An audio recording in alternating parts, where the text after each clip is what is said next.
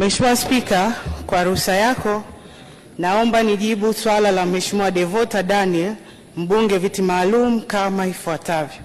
Mheshimiwa Spika, upangaji na utoaji mikopo ya elimu ya juu unaongozwa na sheria ya bodi ya mikopo sura 178 ambayo inabainisha sifa za msingi za muombaji zikiwepo sifa za kitaaluma za kujiunga na taasisi za elimu ya juu kwa waombaji waliothibitika kutokuwa na uwezo wa kumudu gharama za elimu ya juu.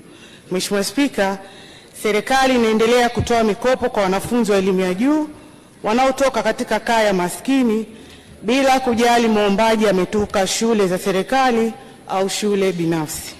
Kwa msingi huo, serikali kupitia bodi ya mikopo imeweka utaratibu wa kuzingatiwa kwa waombaji wote bila kujali shule aliyosoma, ili mradi muombaji amekidhi vigezo vilivyowekwa ikiwemo ujazaji wa taarifa sahihi. Mheshimiwa Devota. Mheshimiwa Spika, kwanza naomba nimshukuru Rais wetu Daktari Samia Suluhu Hassan kwa kazi kubwa anayoifanya kwenye sekta ya elimu, na pia naomba nimpongeze Naibu Waziri kwa kazi kubwa anayoifanya.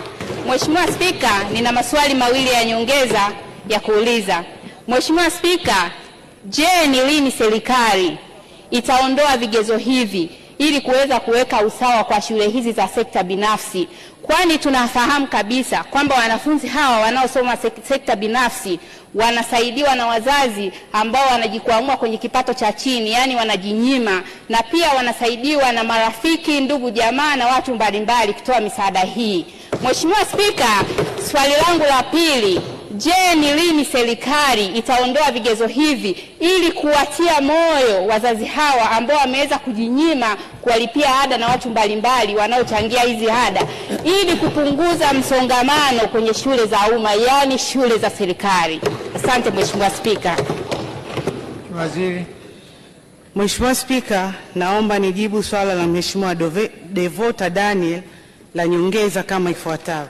Mheshimiwa Spika, mwongozo wa utoaji wa mikopo ya elimu ya juu hautaji kigezo cha aina ya shule aliyosoma muombaji,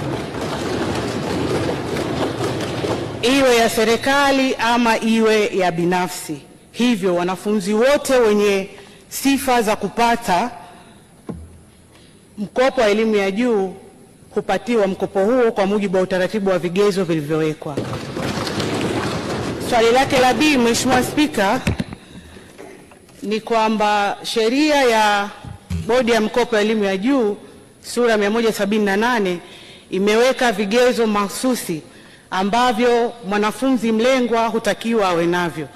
Vigezo hivyo ikiwemo awe ni Mtanzania mhitaji, awe amepata udahili katika taasisi zinazotambulika,